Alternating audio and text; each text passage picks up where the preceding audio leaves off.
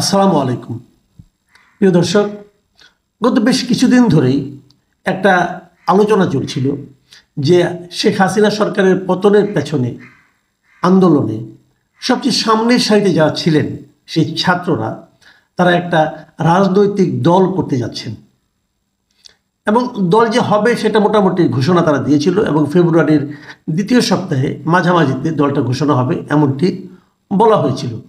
দ্বিতীয় সপ্তাহ পার হয়ে গিয়েছে, তৃতীয় সপ্তাহ প্রায় যায়। এখন পর্যন্ত দল ঘোষিত হয়নি। কেন হয়নি? দলের নাম কি হতে পারে এটাও এখনো ঠিক হয়নি। তবে নামের ব্যাপারে সাধারণ মানুষের মতামত নেওয়া হয়েছে, অনেকে মতামত পাঠিয়েছেন। যতদূর জেনেছি প্রায় শতাধিক নাম প্রস্তাব এসেছে, সেখান থেকে কোনো একটা গ্রহণ করা হবে।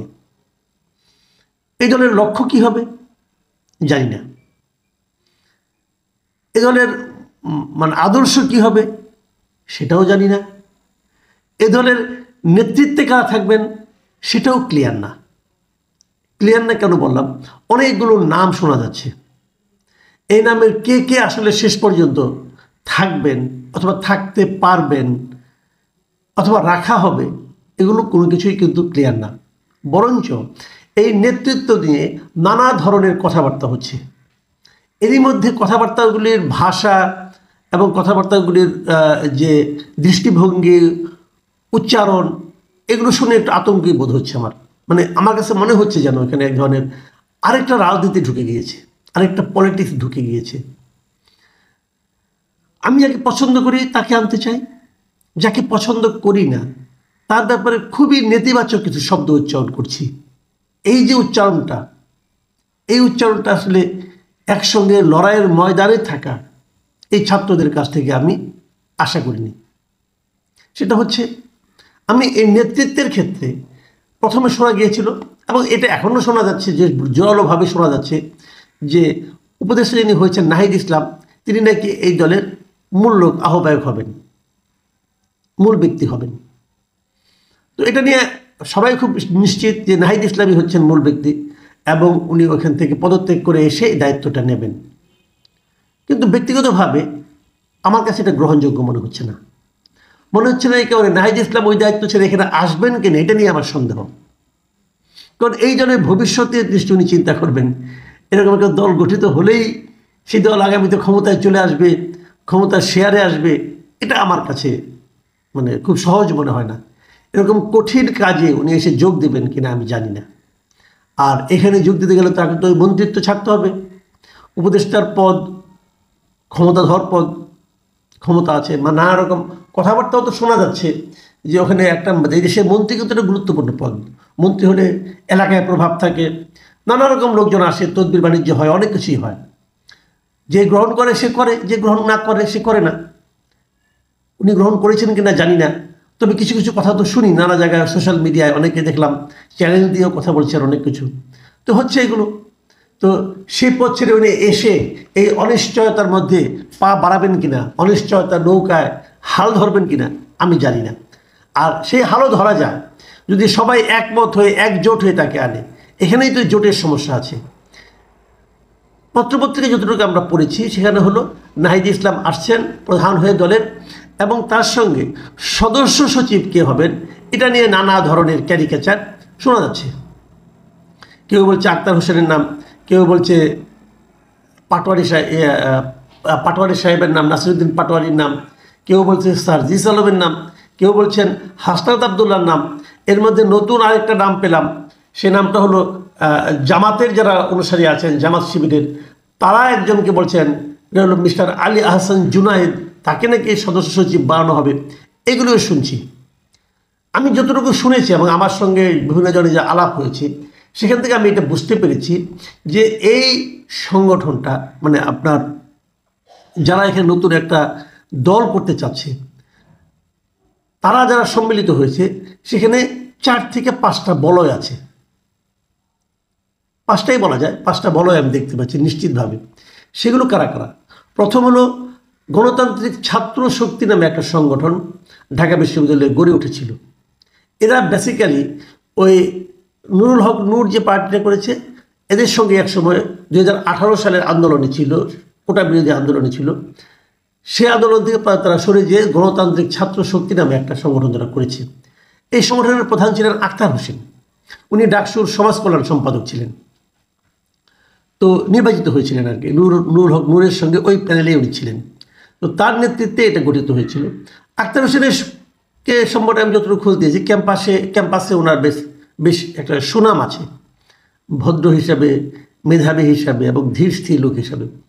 তো তার নেতৃত্বে একটা সংগঠন এখানে ছাত্ররা ছিল, এবং তার নেতৃত্বে কিন্তু এই যে নাহিদ ইসলাম, যাকে এখন আহ্বায়ক বানানো হচ্ছে, এই নাহিদ ইসলাম কিন্তু এই আখতার এর সঙ্গেই ছিলেন বিশ্ববিদ্যালয়ে।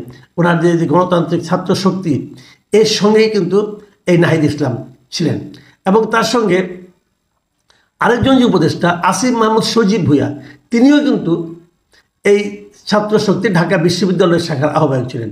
আর নাহিদ ইসলাম ছিলেন ছাত্র শক্তির সদস্য সচিব, যার মূল আহ্বায়ক ছিলেন আখতার হোসেন। একটা জিনিস লক্ষ্য করুন, সরকার যখন গঠিত হয়, নতুন সরকার, তখন কিন্তু এই গণতান্ত্রিক ছাত্র শক্তির থেকেই কিন্তু দুজন লোককে নিয়ে উপদেষ্টা করা হয়েছিল। এ থেকে বোঝা যায় যে পুরো আন্দোলনের নেতৃত্বে আসলে এই ছাত্র শক্তিই ছিল। কিন্তু তাদের সঙ্গে অন্যান্য সংগঠন ছিল, তারা এখন ধীরে ধীরে শক্ত অবস্থানে, শক্ত ভিত্তিতে দাঁড়িয়ে গেছে। তারা কে কে? যেমন ইসলামী ছাত্র শিবির এবং বিভিন্ন ধরনের ইসলামী সংগঠন যারা আছে, তারাও এই আন্দোলনে ছিলেন। তো ইসলামী ছাত্র শিবির এবং অন্যান্য ইসলামী সংগঠনগুলোর ছাত্র যারা আছে মতাবলম্বী, এরা একটা গ্রুপ হয়েছে এখানে এই পার্টি করার ক্ষেত্রে। আমি বললাম না যে 5টা বলয়, আমি বলয়গুলি বলছি। একটা হলো ছাত্র শক্তি, দ্বিতীয়টা হলো ইসলামী ছাত্র শিবির ও অন্যান্য ইসলামী দলগুলো, আর তৃতীয়টা হলো বাম সংগঠনগুলো থেকে আসা নিয়ে এতারা অনেক বাম, যেমন উমামা ফাতেমার নাম শোনেন আপনারা। এই উমামা ফাতেমা কিন্তু বাম সংগঠন, বাম ঘরানার লোক। এই বামের দিকে কিছু লোক আছে, তার সঙ্গে আছে গণ অধিকার পরিষদের কিছু লোক, এই যে নূর হক নূর, এরকম এদের কিছু লোক আছে এখানে, আর আছে এবি পার্টির কিছু লোক। তো এই যে মোটামুটি যে কটা বললাম আমি, এরা সবাই থেকে কিন্তু চাচ্ছে যে তারা মানে আহ্বায়কের পদ দিয়ে খুব একটা টানাটানি করছে না, কারণ আহ্বায়ক হিসাবে নাহিদ ইসলাম আসবে এটা তারা ধরেই নিয়েছে, যদি নাহিদ ইসলাম আসতে চান আর কি। ওটা নিয়ে যেহেতু নাহিদ ইসলামের এরই মধ্যে উপদেষ্টা হওয়ার কারণে এবং নানাভাবে তার কথাবার্তা, তার ধীর স্থির ভাব, এই সমস্ত কারণে উনি সবাই মনে করছে যে সেই বোধহয় অ্যাপ্রোপ্রিয়েট পার্সন হতে পারেন এটার আহ্বায়ক হিসেবে। কিন্তু ওনার সঙ্গে সদস্য সচিব কে হবেন, এটা নিয়ে যে বিরোধ, এই বিরোধেই এরকম 4-5টা বলয় আমরা দেখতে পাচ্ছি। তো এই বলয় থেকে তাহলে কাকে নেওয়া হবে? আবার এর বাইরে বৈষম্যবিরোধী ছাত্র আন্দোলনে যিনি আহ্বায়ক আছেন হাসনাত আবদুল্লাহ, তিনিও কিন্তু একজন জোরালো ক্যান্ডিডেট। সার্জিস আলম নিও জোরালো ক্যান্ডিডেট, নাসিরুদ্দিন পাটোয়ারি ক্যান্ডিডেট। তো এখন তাহলে কে দাঁড়াবে, কে হবে, এটা নিয়ে কিন্তু বিরোধটা মোটামুটি বড় বিরোধ। মাঝখানে শুনেছিলাম 24শে ফেব্রুয়ারি এই দলের ঘোষণা আসবে, মানে দ্বিতীয় সপ্তাহ থেকে পিছিয়ে 24শে ফেব্রুয়ারি একটা ডেট আমরা শুনতে পেয়েছিলাম। এখন বিরোধের যে পর্যায়ে আছে, সে বিরোধে 24শে ফেব্রুয়ারিতে দল গঠন ঘোষণা করা হবে কিনা, এটা নিয়েও কিন্তু একটা সন্দেহ দেখা দিয়েছে। অনেকে বলছেন 24শে ফেব্রুয়ারি হয়তো হবে না, হয়তো একটু পিছিয়ে যেতে পারে। যদি পিছিয়ে যায় তাহলে বুঝবেন যে আসলেই ঝামেলা চলছে, আসলেই ঝামেলা মেটানো যাচ্ছে না। এখন যদি মেটানো না যায় কেন? যেমন খুবই স্বাভাবিক ছিল কিন্তু যে আখতার হোসেনকে করা হতে পারে, কিন্তু আখতার হোসেনকে করার পেছনে না করার পেছনে দুটো কারণ দেখা যাচ্ছে। 1 নম্বর কারণ হলো এই যে মাহফুজ আলম আছেন, উনি কিন্তু আবার এই জামাত ঘরানার যে ছাত্র শিবির যে ঘরানাটা, ওই ঘরানার নেতৃত্বে উনি আছেন আর কি। মাহফুজ আলম যিনি উপদেষ্টা হয়েছেন, তো উনি হয়তো চাচ্ছেন না যে আখতার হোসেনকে সদস্য সচিব করা হোক, উনি চাচ্ছেন না। সেটাও একটা লজিক আছে, কারণ যদি নাহিদ ইসলামকে আমরা আহ্বায়ক করি, উনিও ছাত্র শক্তির, আখতার হোসেনও ছাত্র শক্তির, মানে সদস্য সচিব হয়ে যাচ্ছে আহ্বায়ক, আর ওইটার আহ্বায়ক হয়ে যাচ্ছে সদস্য সচিব। এটা কোনো সমস্যা নেই, যদি মিল থাকে তার কোনো প্রবলেম নেই। তো মাহফুজ আলম বোধ এটা চাচ্ছে না। এবং এই যে না চাওয়াটা, ওরা যুক্তি হলো যে একই দল থেকে সবাই কেন হবে, আন্দোলন সবাই করেছে, সেটাও হতে পারে। আমি সব কিন্তু বিভিন্ন জনের মুখ থেকে আমার শোনা কথা, আমি সেগুলো আপনাদের সঙ্গে শেয়ার করছি আমি। তো এই গ্রুপটা আবার চাচ্ছে যে তারা আলী হাসান জুনায়েদকে বানাবে। এখন আলী হাসান জুনায়েদ হবেন কিনা, হলে পরে অনেকে বলছেন যে ওনারা তো শিবির ঘরানো লোক, তো ওনারা শিবির করলেই পারেন। জামাত ইসলাম তো আলাদা একটা পার্টি আছেই, সেই পার্টির আবার বি টিম এটাকে করার দরকার কি? যদি আলী হাসান জুনায়েদকে এটা সদস্য সচিব করা হয়, তাহলে তো এটা জামাতের বি টিম হয়ে যাবে, তাহলে সেটা কি ঠিক হবে? এই ধরনের নানা ধরনের যুক্তি কিন্তু আসছে। এইগুলোর প্রেক্ষিতেই গতকাল রবিবার একটা মিটিংয়ে তারা বসেছিলেন এবং সেই মিটিংয়ে তারা লম্বা আলাপ হয়েছিল। ওদের নাগরিক কমিটির কেন্দ্রীয় কমিটি যে সাধারণ সভা হয়েছিল, সেখানে তাদের 188 জন সদস্যের মধ্যে 115 জনই সেখানে ছিলেন এবং সেখানে তারা অনেক আলোচনা করেছেন। শেষ পর্যন্ত হয়তো এমন একটা কিছু হতে পারে যে কমিটিটা অনেক বড় করা হবে, বড় করে ম্যানেজ করা হবে। তো যদি কমিটির শুরুতেই, এখন যে জিনিসটা আমি আসলে বলতেই চাই, আর যাদের উপর আমরা তাকিয়ে আছি, আমি কিন্তু খুবই আশাবাদী ছিলাম ছাত্রদের এরকম একটা সংগঠন হোক। আমি সবসময় চাই তৃতীয় একটা শক্তির সামনে চলে আসুক। তৃতীয় শক্তি আসলে মানুষের কাছে একটা বাড়তি অপশন থাকে।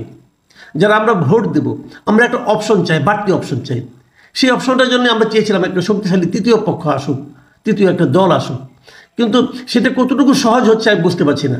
কারণ শুরুতেই যাদের এই নেতৃত্ব নিয়ে কামড়াকামড়ি হচ্ছে, নেতৃত্ব নিয়ে দলাদলি হচ্ছে এবং নেতৃত্ব নিয়ে কিছু কিছু ক্ষেত্রে কাদা ছড়াছড়ি হচ্ছে, তো সেই রকম হতে থাকলে কিন্তু এটা মানুষের কাছে খুব একটা ভালো বার্তা দেবে না।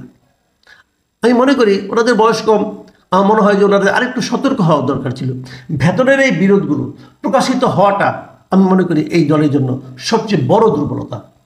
প্রকাশিত কিন্তু হয়ে গেছে, বিভিন্ন পত্রিকা খুলবেন একই আলাপ, কে হবে সদস্য সচিব। আমি তো মনে করি এটার আহ্বায়ক নিয়েও ঝামেলা হতে পারে। আমি নাহিদ ইসলামকে আহ্বায়ক হিসেবে পছন্দ করি না। আমি করি না এই কারণে, যখন নাহিদ ইসলামের আহ্বায়ক হবেন, ওনার যোগ্যতা নিয়ে কিন্তু আমার কোনো প্রশ্ন নেই। আমার প্রশ্নটা, উনি যখন এটার আহ্বায়ক হবেন তখন কি হবে, এই দলের গায়ে কিংস পার্টির সিলমোহরটা লেগে যাবে, সেটা ঠিক হবে না। দলটাকে এখন রাজনৈতিকভাবে সিদ্ধান্ত নিতে হবে, ব্যক্তিকেন্দ্রিক সিদ্ধান্ত ভালো হবে না।